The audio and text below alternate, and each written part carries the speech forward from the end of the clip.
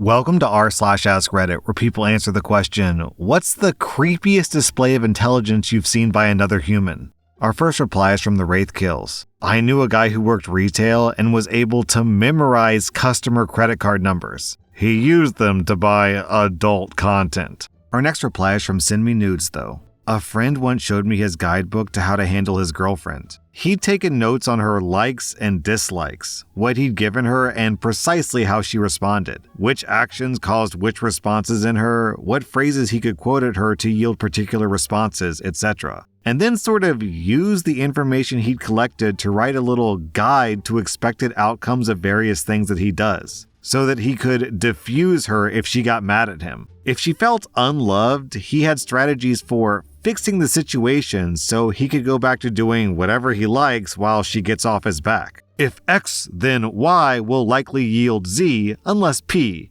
It was somewhere between oddly sweet and creepily manipulative.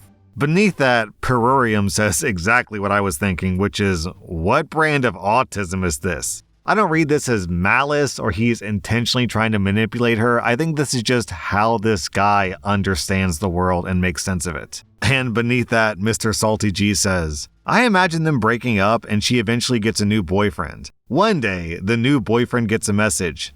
I see you're dating such and such. I wish you luck and happiness. Attached is a PDF with an instruction manual. I hope you find it helpful. Our next reply is from I Ain't Having With This. In real life, my sister hands down, and it's an ongoing thing. You remember that scene in The Matrix where Carrie-Anne Moss downloads helicopter flight knowledge into her brain? Watching my sister just go about her daily life is like a never-ending loop of that scene. Dishwasher's broken? 10 literal minutes of YouTube later, she's got it figured out. The what, the how, the why, and it'll be fixed in half an hour if the parts are in stock at Lowe's. Car making a funny noise? Get her on FaceTime, pop the hood, crank the engine, and she's got it located and identified, and estimates from 3 local shops for you to pick from. Random archaeological discovery mentioned in passing on the daily MSN headlines? She's read the journal article already, and isn't it interesting how that validates so-and-so's finding from his dig in Chile in the 80s? It's like, lady, since when do you know about fossils? Crazy complicated, super esoteric recipes from Thailand she's never tried? I'll bet you $1,000 she'll glance at the recipe twice and whip out a version you could sell in a restaurant. She remembers your coworker's sister's boyfriend's birthday and that he really likes chocolate sprinkles but not rainbow. She can get a feral dog eating out of her hand and get it to let her give it a bath and diagnose what's wrong with its back leg from 10 paces away.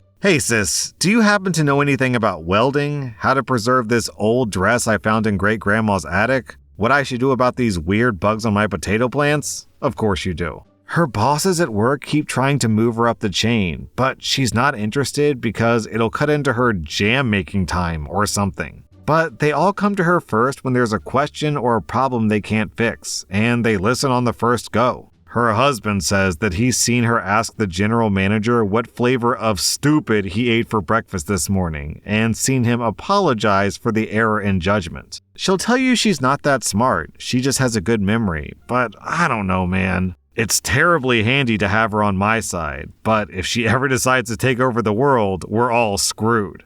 Our next reply is from Spiny Norman Dinsdale. I worked with someone briefly when I worked for the police. He came to my team to get frontline experience for promotion. He'd been in a secretive investigation unit before coming to us. I'll call him Dave. We went into this area with loads of gang-on-gang violence, and we were enforcing a Section 60 stop for weapons after a nasty murder in the area. We stopped 2 men at the side of the street, and it was immediately obvious they had nothing to do with any of it. We chatted for a bit, and that was it. Or so I thought. Dave, being incredibly polite and friendly, said to one of the men, I think I know you. The man said that he didn't. He'd never been in trouble with the cops, never been arrested, never gets in any trouble whatsoever. He was in his 30s, this fella. Dave said, I do know you. Let me have a look at you. The other guy was good-natured about it, even though I was feeling bloody awkward. I've never been in any trouble, said the man. Dave looked at him and said, I believe you haven't. Your dad did, though. Then he called the man by his name, his date of birth, his old address, his mom's name and date of birth, and his dad's details too. Dave says that 22 years previously, he attended at this bloke's house when he was a preteen because his parents were arguing and his dad was drunk. His dad was arrested for a minor sleep-it-off breach of the peace. He wasn't a regular criminal or anything like that. Dave not only recognized this guy, but he'd done it from when he was a child, aged him, and remembered every bloody detail for a minor thing over 20 years previous. No wonder he was in the high-end investigation units. Genius. Our next reply is from Must Be the Dragon. This isn't creepy, but I knew a 14-year-old guy who was helping his dad drywall a home. This kid looked at the shape of a staircase, looked at the drywall on the horses ready to be cut, looked back at the staircase, then cut the drywall without a single measurement or marking. The drywall fit the staircase so perfectly, it slid into place like it was snuggling the stairs. Not a single measurement. Our next reply is from Fruit Shoot. When I was in med school, I was tangentially friends with a guy who never showed up to university at all. He skipped all lectures, called in sick for all lab and tutorial sessions. The night before second-year finals, he was around my house and said that he had spent the last week watching every lecture at ×2 speed. This dude placed in the top 10 out of 300 students in every exam. And mind you, it wasn't just that he remembered everything. He had a functional, lateral, applicable knowledge of all the stuff that we had to know much better than most people who actually showed up. I always shuddered to think that if he applied himself, he would be a monster of a man, but the dude was content to just chill. Beneath that, we have a similar story from PK Brandon. I went to university with someone like this. Everyone thought that he was a bit of a dick. He was actually just really intelligent, so I think much of life just bored him. He needed the stimulation. I actually got on okay with him. The two things I remember. First, his insane ability at pool. He could just figure out the angles for multiple balls and bounces and had the skill to hit the shot to cause what he would forecast. Secondly, 1 week before our end-of-year exams, he confessed that he had been to about 5 lectures that year and had never read any of the books or materials. He just said, "I suppose I'd better read some." He then spent a week in his room reading. He passed with the equivalent of first place. No idea what happened to him. Our next reply is from Ailcom. I knew a lady who counted pills in a pharmacy basically her entire life. One time, she looked at a container of ibuprofen that was supposed to have 100 pills in it and she said it looked off. She recounted and it had 99 pills in it, one less than it was supposed to. My mind was blown. Our next reply is from Gal Gadont. I had to learn collegiate level German in the military, which was a 9-month class. We started off with 15 people and graduated with 6. It was really hard and I barely made it through. The top kid in my class was a basic white kid from Indiana who had already tested out with top scores in Spanish and Portuguese in a matter of weeks. He not only knew those languages perfectly fluently, he could switch dialects fluently between like the DR and Spain or Brazil and Portugal. Our school just kept throwing languages at him. He figured that out and started taking his time in class. But like halfway through German, he turned in a science fiction book that he had written to our teachers, completely in German.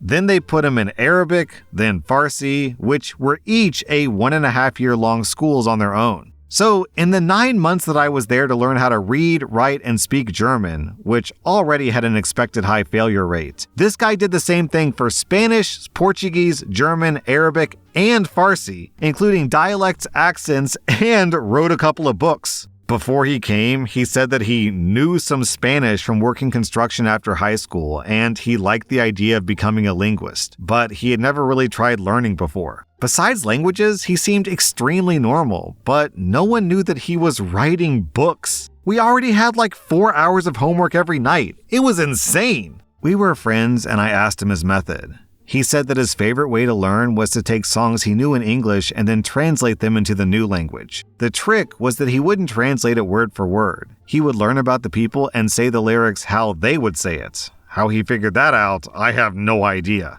Our next reply is from Spam Grenade. I had a friend from childhood who had an eidetic memory. He never forgot anything. At primary school, he had a lot of problems because he couldn't accept that people forgot stuff and nobody had any idea that he had this ability. So if anyone got a detail wrong or something like that, he would think that they were lying or trying to trick him and freak out. It wasn't until he was 15 or so that people realized what was going on. Our next reply is from Experience Failure. Shortly before my ex-wife and I separated, she stated that she had run all of my friends and family away from me intentionally over the years. Not because she hated them, but because if the day came where she decided to kill me, she would have time to dispose of my body and leave the country before or if they noticed I was missing. By that point, I hadn't talked to any of my friends or family for almost a year and a half. So they wouldn't have known that I was dead for a good while, thinking I was just ignoring them because of her. Beneath that, people are asking what the hell is up with OP's wife, and he says, "We've been divorced for 3 years. I have full custody of our 3 girls, and she's currently in a mental health facility. I didn't know it in the dating stages, but she had a mental illness and was diagnosed professionally with schizophrenia about 2 years before our divorce. I don't blame her for her actions or anything. I knew that she was a sweet, kind-hearted person when we met, but her mental health declined rapidly after having each kid. The postpartum depression really ramped it up, and it just became too much for her. We did divorce, and I did get full custody of our daughters." Our next reply is from Iminba. My ex remotely took over the computers of 7 people using the same Wi-Fi and was able to make it look like the illegal images he was looking at were never on his computer. We lived in a duplex and they let us use their Wi-Fi. It wasn't until years later I realized what he'd done. Sometime before this, I had come home and walked into our room to find him in the computer of one of our neighbors on his computer. I saw a network map of all the computers in both houses. I confronted him, and he gaslit me into believing that I hadn't seen what I thought. Some years later, I stumbled upon a GIF on a shared tablet. It was shot in our very distinct bathroom and showed my 14-year-old niece nude. I called police immediately, and he never came home again. He's currently in prison. That night, he was staying at his parents' while the police were investigating. I realized his Gmail was logged into another tablet that we shared. I could see his search history in real time. When does CP become a federal offense? Can an unconvicted sex offender see their kids? What's prison like in Virginia? Daddy going to jail? How do I get my wife to come back to me? Can you plead the fifth at court custody? Etc. I've always found it extremely unnerving that he could be so tech-savvy on one side of things and so careless on the other. Our next reply is from Vikio. Just the first time I witnessed someone with a special interest in real life. I was a school assistant, and I'd been asked to walk around outside the school with a specific 13-year-old kid who needed a 10-minute stress relief break. It was a school for kids with anxiety and depression. Anyway, we were walking, and a plane goes by overhead, pretty low to the ground. In a super casual tone of voice, the kid starts telling me the heading of the plane, which airport it came out of based on how low it was, and its probable flight number and destination. I was like, huh? Our next reply is from Pieces Mad. Not creepy, but my high school algebra teacher apparently had the textbook memorized. We were doing work in class by ourselves and struggling with the problem. "What page and what problem number?" he asked. He then proceeded to write the problem out on the board without referencing the book. Blew our high school minds away. That was r/AskReddit, and if you like this content, check out my podcast where I publish the exact same episodes. Also, hit that subscribe button because I put out new Reddit videos every single day.